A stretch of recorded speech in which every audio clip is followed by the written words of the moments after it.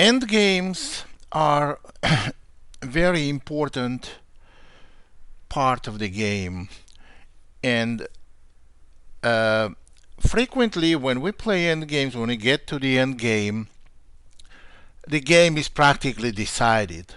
Well, sometimes you have easily won end game, sometimes you have totally drawn or lost end, but some positions are a big majority of the end games are very playable, and a lot of things you have to know about these end games.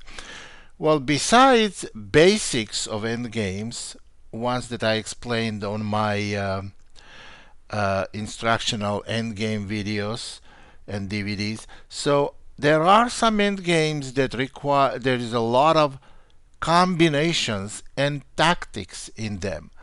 And a lot of people fail to recognize it because it's an endgame, it's an easy part of the game, not too many pieces, not too many combinations can be there, but it's wrong.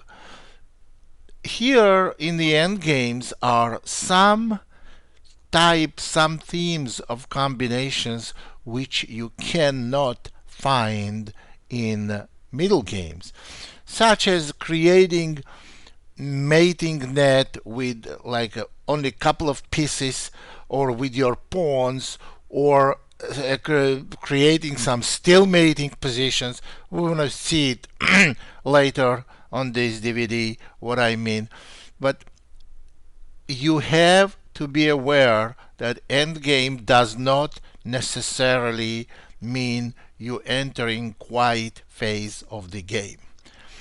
Well, here is one endgame. It's a rook ending.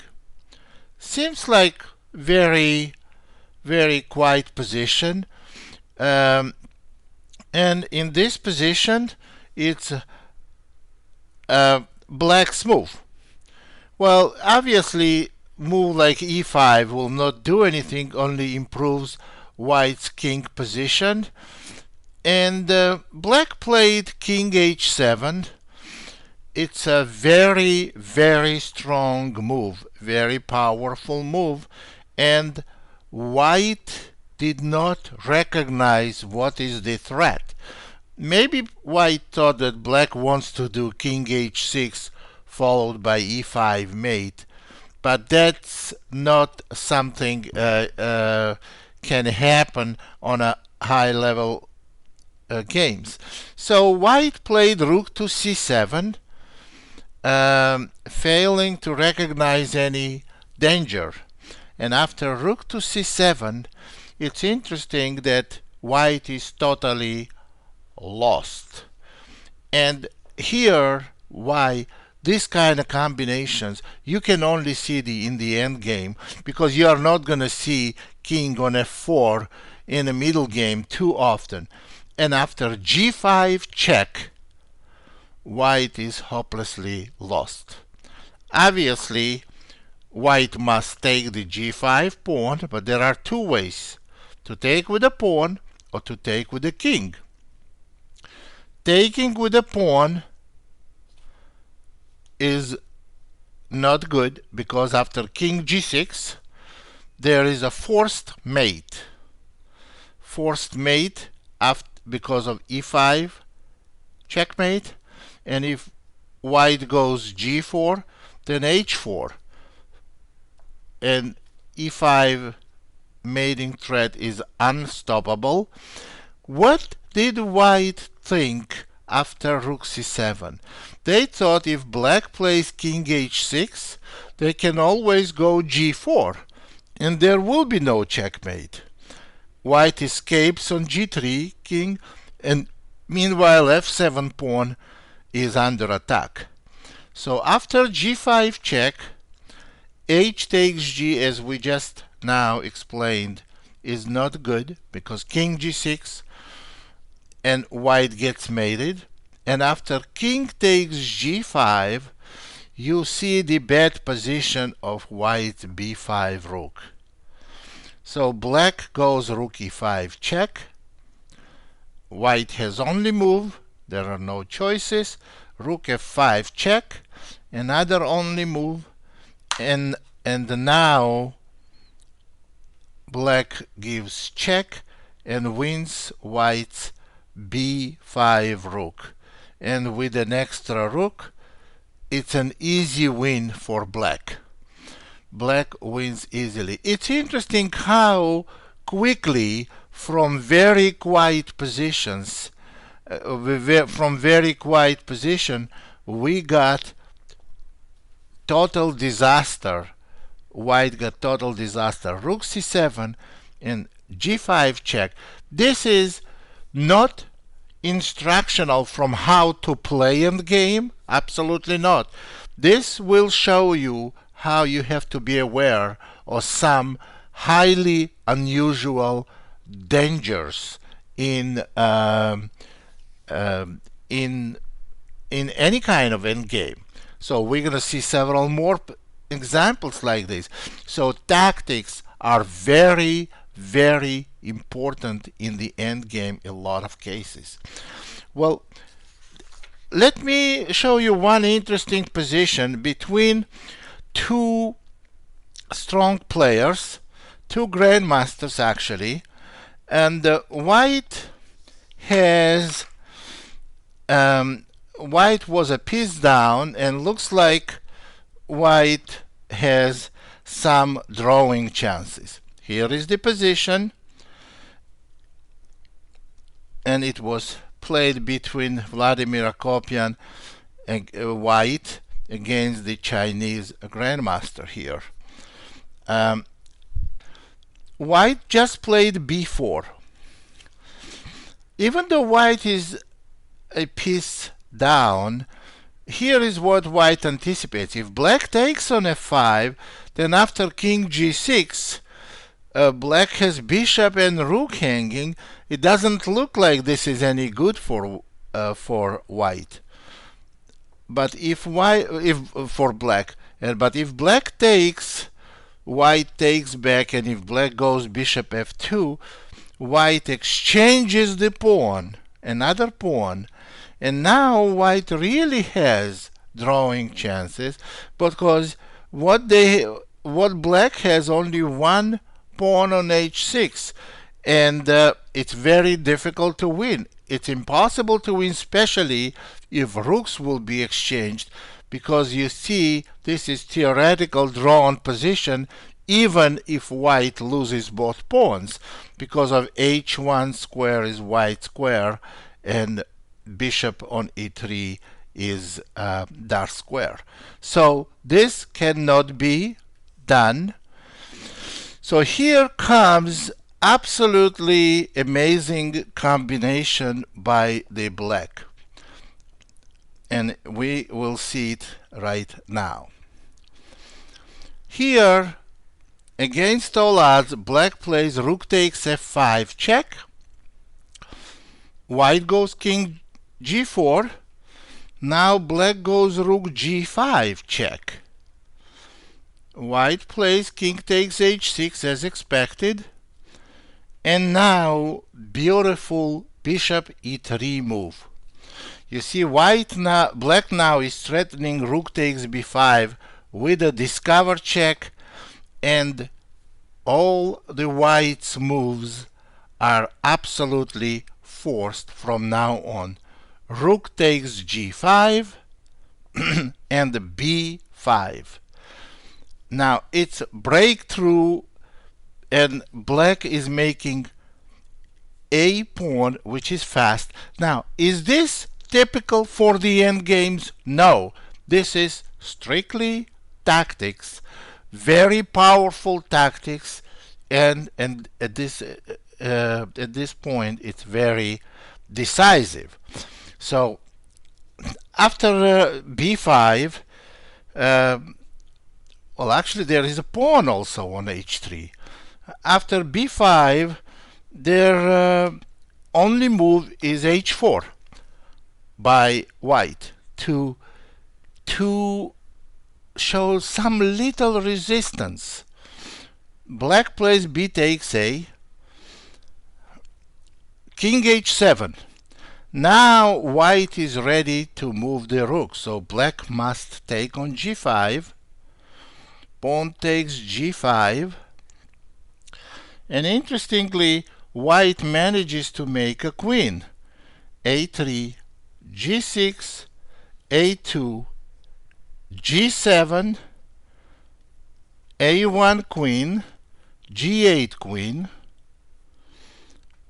queen h1 check. And here we will see the power of the combination. This is the key point. King g7, queen g1 check, king h7, queen takes g8, king takes g8, and a4 second time. And now you can see that white is hopelessly lost because black just simply makes the queen. Now, endgame positions, interesting and exciting tactics you can see in some studies. Well, in some studies you will see positions that have nothing to do with the real chess game, but in some of them they are very, very instructive, and you will see with a very unusual idea in very normal practical positions. Here is one practical position, very practical position, but it's an end game. White has an exchange, and but normally it's not enough to win because white has no pawns, absolutely no pawns. But rook a2 is the move. This makes highly unusual ending. Bishop g1, because bishop is hanging and protecting with knight f1 is not going to work, because after king e1 black loses another piece. Bishop g1, rook g2, and king f3. Actually, I looked at this endgame on one of the DVDs, by the way, but here I want to show you how tactical this can be. Now, we have like couple of pieces on board, and it's extremely tactical and a lot of combinations, only with minor pieces. But the beauty of tactics in the end game, that kings participate in combinations as well, not like in the middle games. In the middle games, king is a target only, but in the end games, king may be a target, may be also active participant. Rook takes g1, and now white has perfectly sufficient material advantage, but after king f2, rook e1, and e4, white has very badly placed rook that has no move. Actually, black is threatening to go e3, followed by e2 check and knight e4, winning white's rook. What can black do? Obviously, king d2 is not good because of e3 check, and if rook takes e3, knight f1 check. So what can white do after e4? Knight e6, e3, and here black is ready to execute their threat, which is e2 check. And here normally you may start thinking, how should I stop black's pawn? By playing knight d4 or by playing knight f4. And that the reason why we call this lot of tactics, because we're gonna get now position that is one of the most unusual positions maybe in chess you can ever see. Knight d4 as well as knight f4 leads to a draw, because after e2 check, you see if white goes king d2 and knight e4 check, white loses the rook, and if knight takes on e2, then we gonna get absolutely incredible position. where black wants to go knight e3 check, knight c4 check, and give perpetual check. And white has no defense since king cannot leave white rook. So in this position, after e2 check, this is already a draw. Knight takes e2, knight f1. So how can white win in this position? Here comes not knight d4 and not knight f4, but incredible knight c5 move. Now this is the kind of tactic that you may never see in your practical tournament game, but it may happen. It may happen. Now when black goes e2 check, white goes king d2, and black cannot do knight e4 check because white knight is gonna take it. So black has to go knight f1 check. Looks like they accomplished, they win white's rook. But then white goes king to c1, and you see that the rook is untouchable because of knight d3 checkmate. That gives us amazing position where black has to search for alternate decision, and black goes knight h2. But then white goes knight d3, and after king d2, after knight h2, knight d3 check, king e3, king c2, and knight f3. And white is put in the last test. Normally you have to move rook somewhere, and that's it. But somewhere is not good enough. You have to go rook to b1. That's the only move that will allow you to win. That's how many concrete dangers you have to pass. So to stay away from rook b1, because if rook goes to h1, this is still a draw.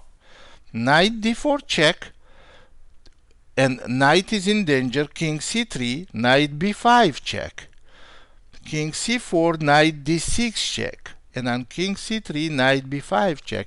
You see, white cannot abandon this knight, because if king goes to b4, after king takes d3, king takes b5, and king d2, it's an easy draw. So in this position, white cannot win anymore.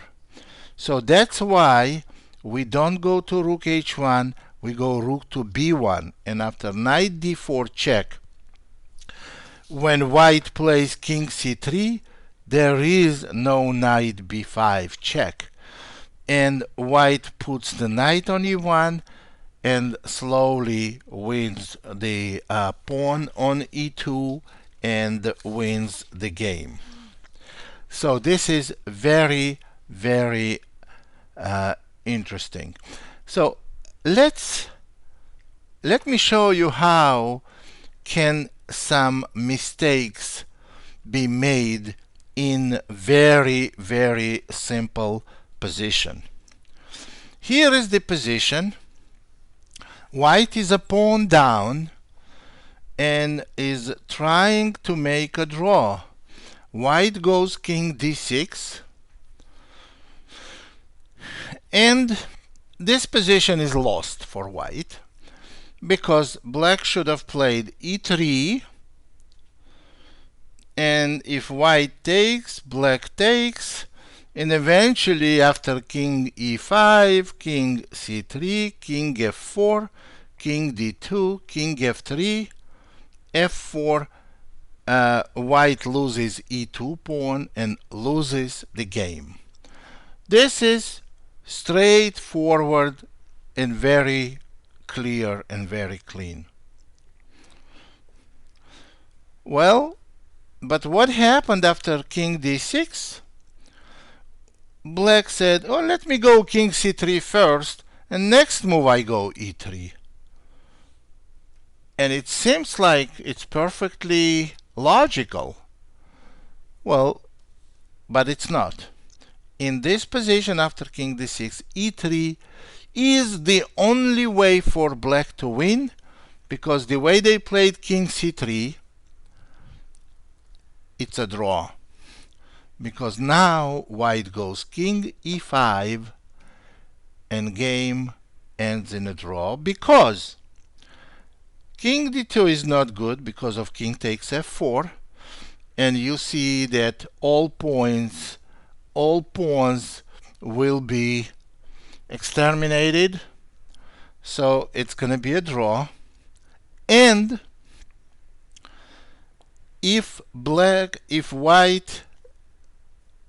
tries to go e3 now, that's not the same.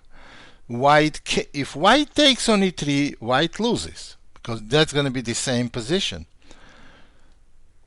But white makes a draw here, extremely unusual and incredible tactics, again, which you can never ever see in the middle game. King takes f4. It's a draw because pawn takes f2, and now king to e3. And you see the unusual still-mating pattern, which you can never see in the middle game. Well, maybe if black tries to make a knight, that after king f4 is a draw, and the same thing happens if black makes a bishop, then king f4, and after bishop h3, e4, exchanging the last pawn and getting to a totally drawn position. So here is the conclusion. Very quiet positions. Once you go king d6, you see e3 move, it's winning, and you see king c3, seemingly the same thing, but does not win. Very interesting point here. Now let me show you one of my favorite endgame positions that I think is very, very instructive. So, but before I show you, I have to tell you, everybody knows, I'm sure you guys know here, that if white's move, white easily wins with a breakthrough that you all people probably learned in very early stage of the game. White goes g6, and if h takes g, then f6, making breakthrough and making queen. And it's a mirror image. If f takes g, then h6, and the same thing. After g takes h, f6, and you see we're making queen, and that's it. That's elementary breakthrough that we learn in very early stage of the game. But let me show you something that you probably have not seen. Well, most of you have not seen. Here is the position. It's white's move. It looks like total draw, and what white should do, should go king c3, and game will be drawn. But white played king b3, which is also a draw. Black went king c7, and after king b4, black could have played king b6, and game will be drawn, but black went king b7. It's a trap. White went king c5, and now white is lost. It's an interesting breakthrough. This is highly unusual and sophisticated breakthrough. This is kind of combination you will never see again in the middle game, because you cannot have this breakthrough when there are other pieces on the board that can stop the pawn. But here, after f4, black makes a queen by force. Now, why white waited for king to go to c5? Notice that with king on b4 there is no breakthrough, because here is the breakthrough with king on c5. And now we're going to compare with king on b4. On king c5 we have f4. Now if g takes f, then h4 makes a queen. h4. But after f4, then maybe e takes f. But then we go h4. Now we want to go h3. G takes h. Now we go g3. F takes g. And now we go e3 and we make a queen. Now imagine king on b4. If king was on b4, now white would play king c3 and win easily. So here black is winning. So after f4, there is no other way to stop the breakthrough. The main threat is f3. And after, or for example, if king takes d5, we already saw what happens if g pawn takes, and we saw what happens if e pawn takes, also h4, gh and g3. Now let's see what happens if white does not take, but take on d5. Now it's interesting way to play. f3. Taking on f3 is forced, and now only move that wins is h4, because we want to go h3. And after g takes h, you give the fourth pawn away, g3, and you make a queen. F takes g, e takes f, black makes a queen and wins all white pawns. That position is easily winning. Now, this is one of the hardest breakthroughs you can ever see. And it looks like when in this position, black's supposed to go king b6, but if they do something like king b7 or king c7, you have to be alerted. Why will he let me go king c5? And king c5 was played in the game, and after f4, black is easily winning. I think this is a very exciting combination with the minimal pieces on the board and with a very interesting combination. Now, in the end game, when we play in the end game, now one of the most important parts of the end game are the pass pawns.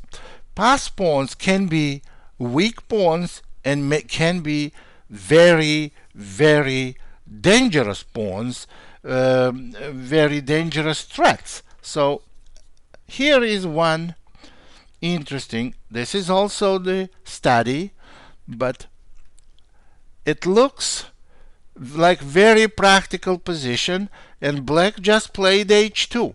Black wants to make a queen. Obviously, the king is on g8. White has to stop the pawn. Rook a1. Now all white has to do to make a draw to go rook h1 and take the pawn on h2. Black goes king g2.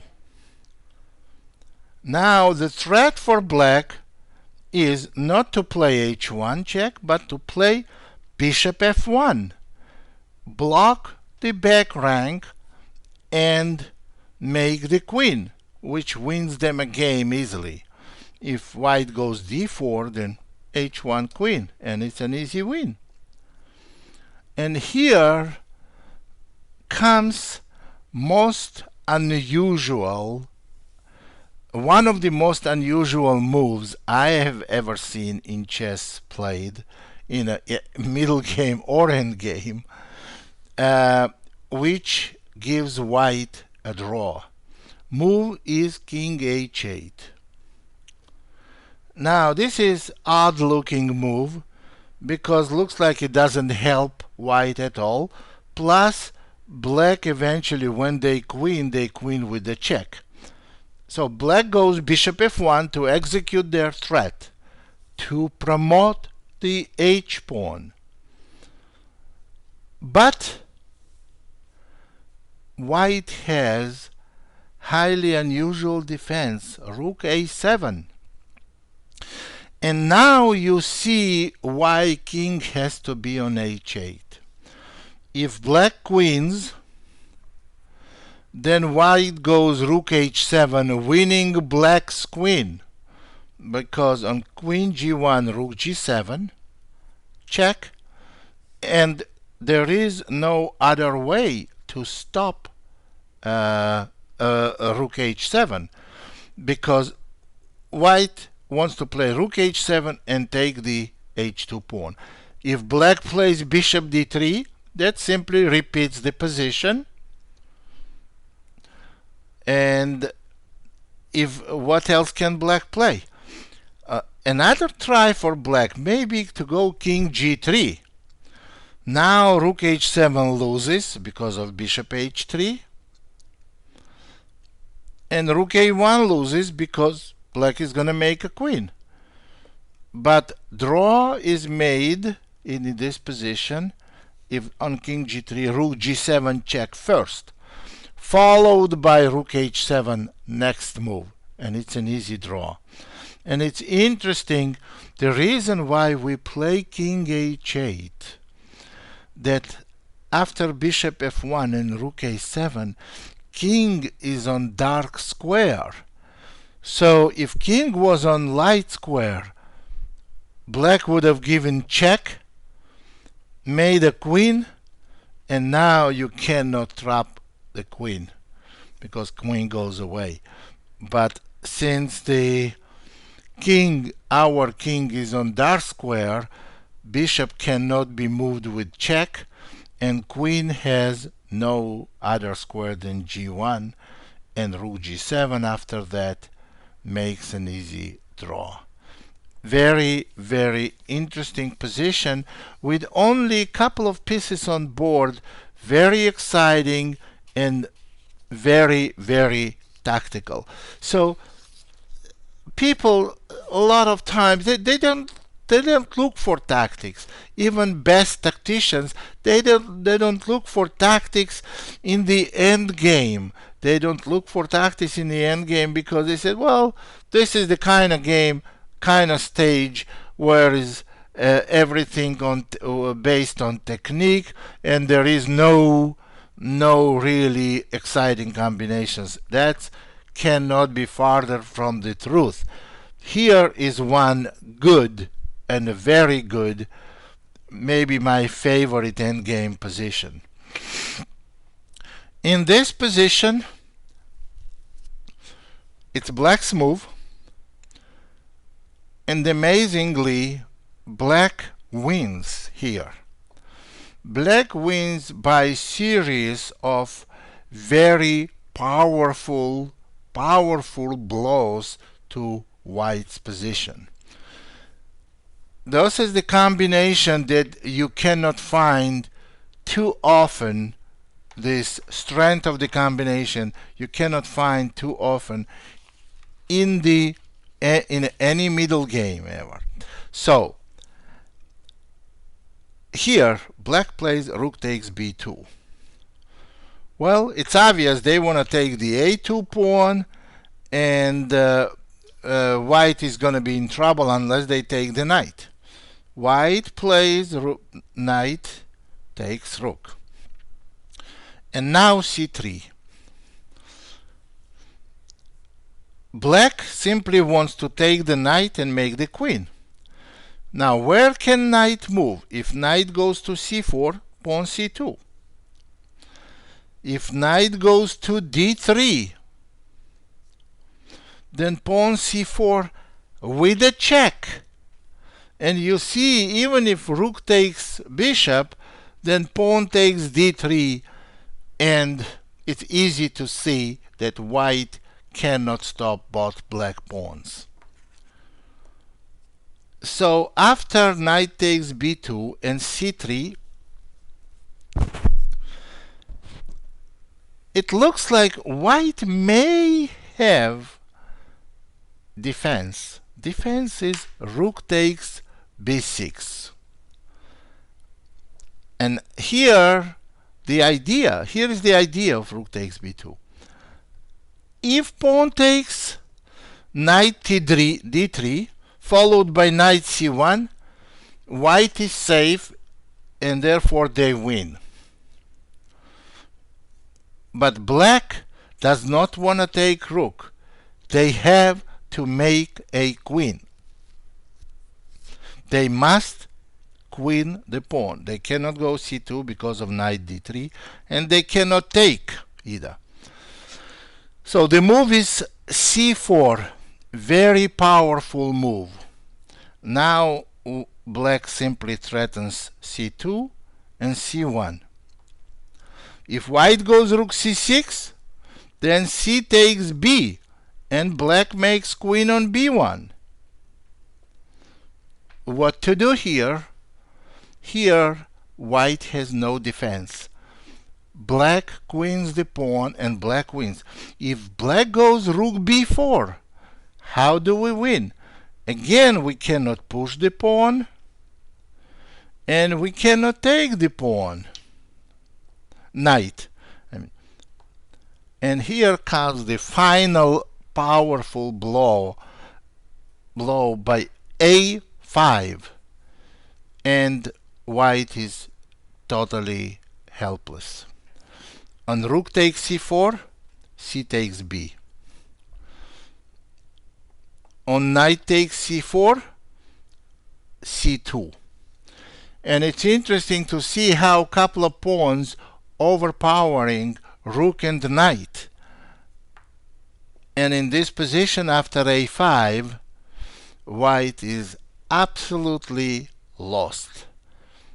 And that shows how sometimes you cannot see too many positions where 2 or 3 pawns overpowering knight and the rook, especially if pawns are not connected. Pawns are not connected. They are all broken up pawns, but every pawn has its own function, and black is finally ending up queening its c3 pawn. So this is very powerful example of the combination in the middle game, which we should never forget in future. Well, let me, as far as the unusual, unorthodox approach to endgame positions, we already had DVDs on typical positions, basic strategies of endgame, and how we should play them. And we had DVDs on that, and most of the time you have to follow these examples. You have to follow that strategy. But here is the position.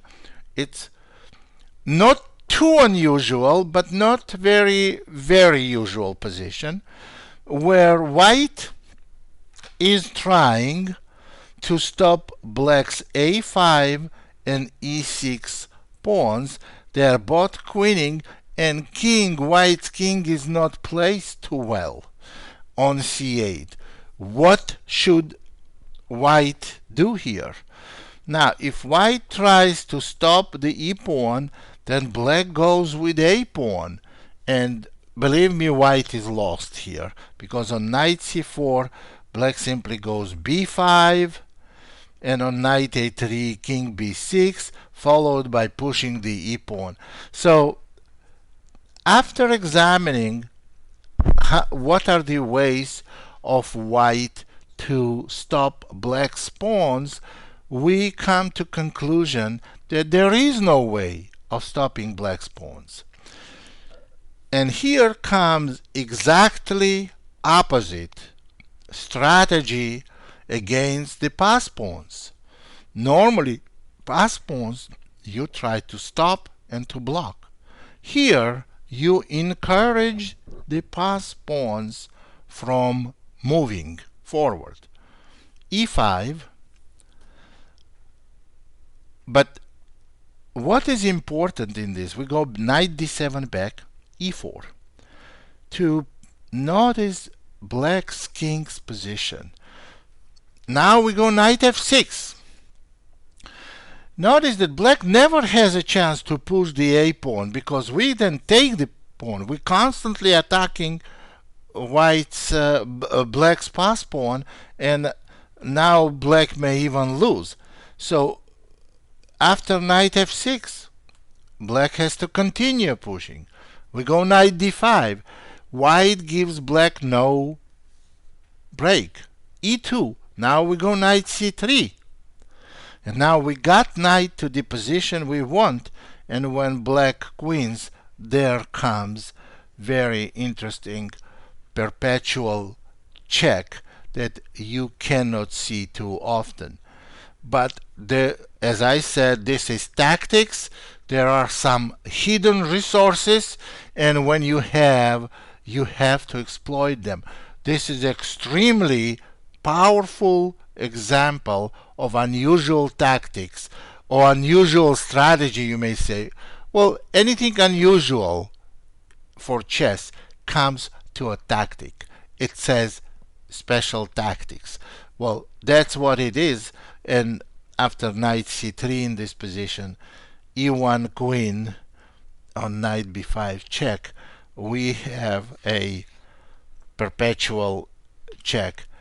Very, very interesting way to play the endgame. Here is one of the most tactical endgame positions I've ever seen. It's absolutely brilliant position. It's a study by Israeli problemist Yohanan Afek. But the reason why I'm bringing it here, because this looks like very practical position, something that can happen in everyday's game.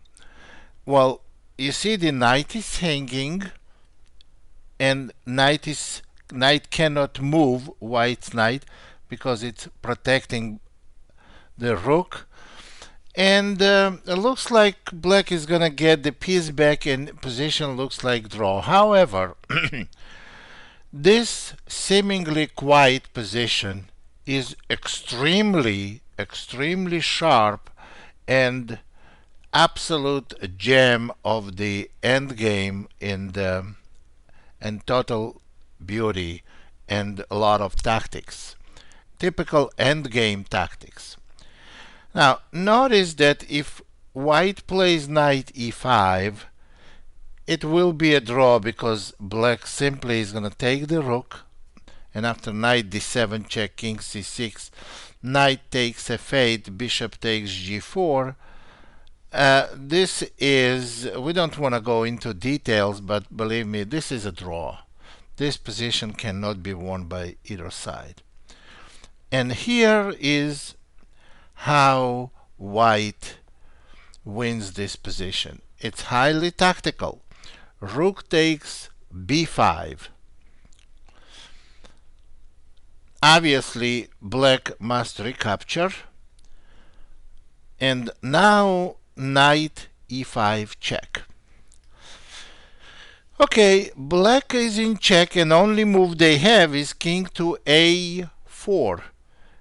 Notice the other two moves are king b6 and or king c5 will allow white to win the rook after knight d7 check and will have technically winning position.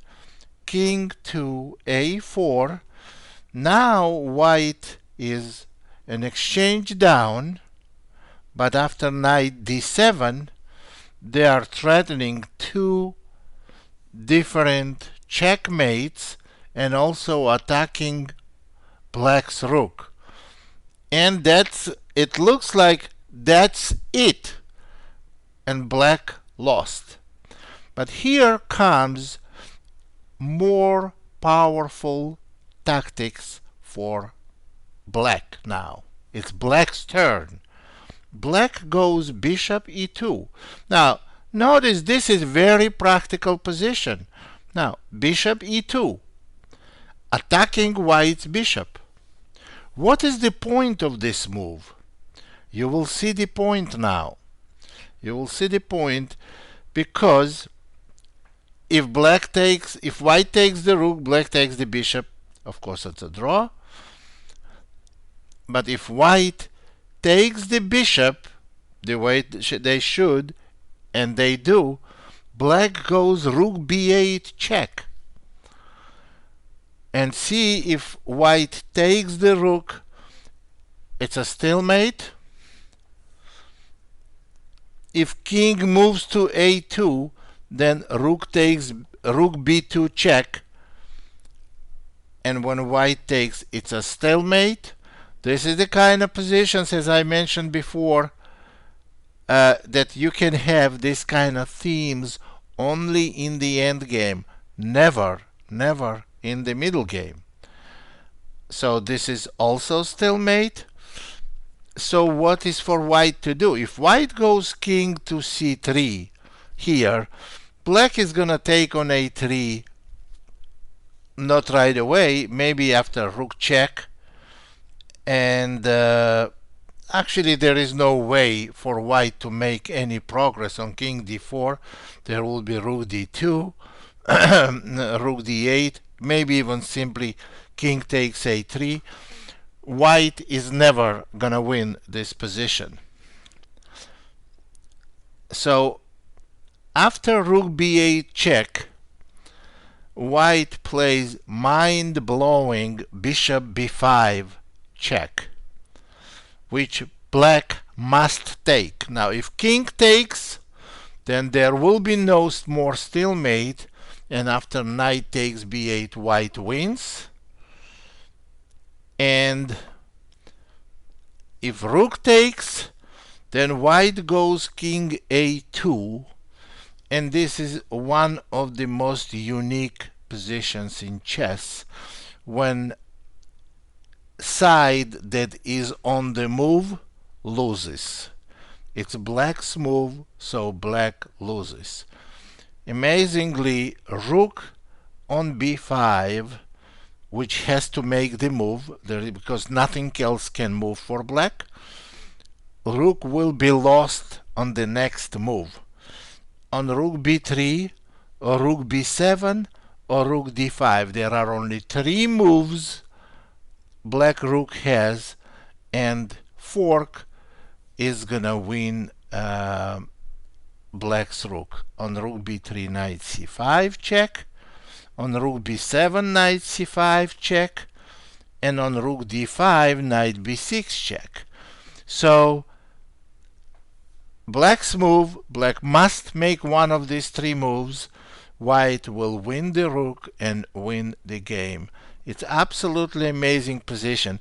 And what is interesting, just notice, if it was white's move, then white is totally lost, because any move they make, black's rook is free, and so the game is won for black. For example, on king a3, king a1, king takes a3, and if knight moves, then rook moves. So this is interesting position and absolutely beautiful And also every move is tactical, and that's what can be here is from very quiet position, we can get so much tactics that you cannot see. You may play one or two tournaments in all year, you may not have as much tactics as you can see in one simple end game position. Well, just I want to show you another one very quiet rook ending. Very quiet rook endgame position. Here is the position.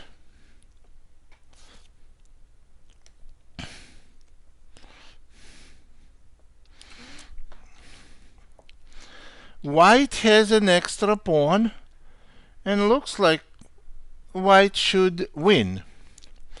The position is winning. What is so unusual in this position, in this game? It's highly unusual. One little thing. You know that the way to win, you have to bring your king on queen side and eventually promote the a pawn. Well, suppose it's white's or black's move, it does not really matter much. Rook check, king e3, rook check, and here is the red flag. White must go to the queen side, as I mentioned, but white cannot play king d4. If white goes king d2, they are safe and they are winning. Eventually they're gonna come king c2, king b2, and climb up all the way to b5 and b6. Now, what is the problem with king d4 move? King d4 move allows black most unexpected tactics that is very hard to envision in this position. After king d4 it's a draw because black goes g4. And you see now white has to do something with h pawn. White cannot allow black to take on h3. Now, if white pushes h4 is one thing, and white takes on g4 is the other thing.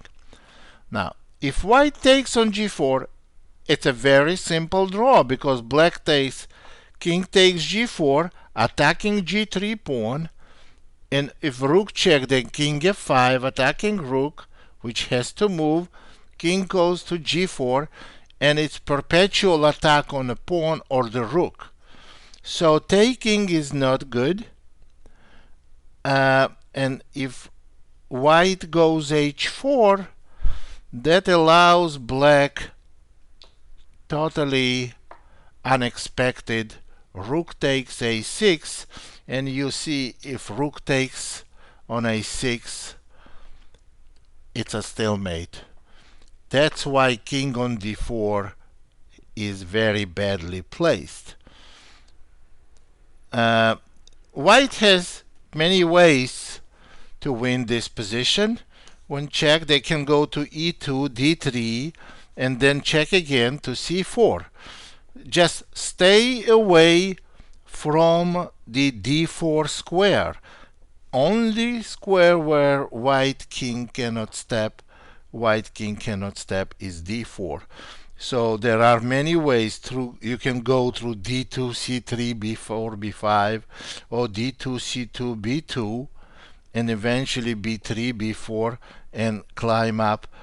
But stay away from d4 square. You see how many hidden tactics in most simple end games. Well, it seems like There is nothing can happen here. Well, let me show you one more position.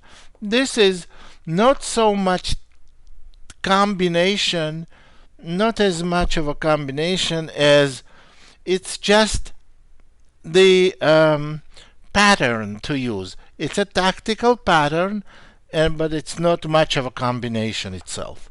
Here, in this position, black is obviously threatening d2 and d1. How to stop the pawn? If we go rook a1, that's not going to help because going to go d2, rook d1, rook c1. White is lost. What can white do here? Now, this is an interesting pattern, and this is absolutely drawn position. Very nice rook g6 to d6 move. And after d2, rook a6 to c6. Now, this is a simple draw.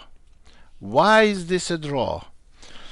If black makes a queen, white simply plays rook takes d1, and you see, regardless which way rook black takes, white takes the other one. So d1 cannot be played. On rook a8, rook a6, and the same thing, rook b8, rook b6, and the same thing. If king goes to h7, now what we're gonna do? Now we can simply play rook takes d2. Now we can even try to play for win. So there is no defense. So white is threatening to take pawn on d2 in this position. And when rook moves, the other rook follows it. And this is not combination. You may call it combination, but this is the pattern, perpetual attack pattern. Rook b8, rook b6, and neither side can make any progress. So white obviously cannot make progress, but black cannot get use of its pass pawn. Also very interesting. So now you see what I'm trying to do to raise your awareness of hidden tactical possibilities, a lot of tactics, a lot of different themes in the end game on tactics, not only in the middle game. It's a lot of tactics. You have to use basic strategy, be aware in tactics, and always be alert. And also sometimes you have bad game, bad position. That's something you can use too. So end game should never be referred as quiet stage of the game. End game can be more tactical than many middle games. So that's the tactical side of the end game. In this position, white has a pass pawn, so is black. Opposite color bishops, very much looks like a draw. However, because of tactics and tactics only, white manages to queen their d pawn. The move is d7. Now white queens this pawn. Black has several different attempts to stop this promotion, but they all fail. The main move is rook d2. It's the best move, but first let's try two others. Two others are bishop c6 and rook f7. Well, they both fail. Rook f7 loses quickly after bishop e7, and you see there is no way black can stop d8, and bishop c6 loses also quickly after rook c3 check followed by rook takes c6, because if black takes on c3, then bishop a5 check followed by queen. You see how much tactics is in this endgame. So rook d2 is the move. And now white's rook on g3 is practically on fire. White goes rook c3 check, forces black to go king d1. Now, king takes c3. This is very practical position. Will be met by bishop a5 check and taking rook on d2, after which white promotes the pawn. King b1 loses after rook b3 check, and white wins the bishop. And king b2 loses after very clever bishop f6 move, and when black takes the pawn, then discovered check, and black loses the rook. So black's king d1 move is the forced move. Now white plays rook c1 check. That's an amazing same pattern of putting black's king and the rook on the same diagonal that bishop can pin it. Now king takes c1 loses after bishop g5. Black has to go king e2. Now we go rook to e1 check. And again king takes e1 fails because of bishop a5. Black has to go king f3. Obviously king d3 just blocks the rook on d2, and after bishop g5 or bishop h4, white simply wins. So king f3 has to be played. Now we play rook f6 check. And again, mirror image. If white goes king f2, now we go bishop b6. And after rook takes d7, rook d3 check. So they cannot go king f2. They cannot go king f4 either, because bishop g5 check. And after king f5, rook e5 check, or simply d8, or rook e5 check wins, king takes e5, bishop takes d2, queening next move. So after rook to e3 check, only move is king g2, but then how white wins here? On king g2, we have several different ways to play. So rook e7 move is not gonna help white because of bishop c6. And the other attempt is to play king takes g4, trying to net mating net, but then rook takes d7 and there is no mating net. After bishop h4, black has too many defenses. Here comes the winning move. The winning move is this position is rook e2 check, forcing black to take the rook, and now bishop g5. Next move, white is gonna make queen, and there is no way black can stop d8. Now this position is actually, it's very interesting in a way that everything around the pass pawn, whether pass pawn is going to queen, then white wins. If pass pawn does not queen, it's a draw. But that's the end game. This is typical pattern for the end game. Sometimes you have the pass pawn, and if you don't queen it, you have no use from it. So in the middle game, when you have a pass pawn, you can orchestrate from there to tie up your opponent's pieces, or to go to the end game that you know is going to be winning. But once you have pass pawn already in the end game, your possibilities are limited. You have to queen it. You have to win some piece for this pass pawn. Otherwise, this pass pawn is totally useless. But all strategy is around this pass pawn.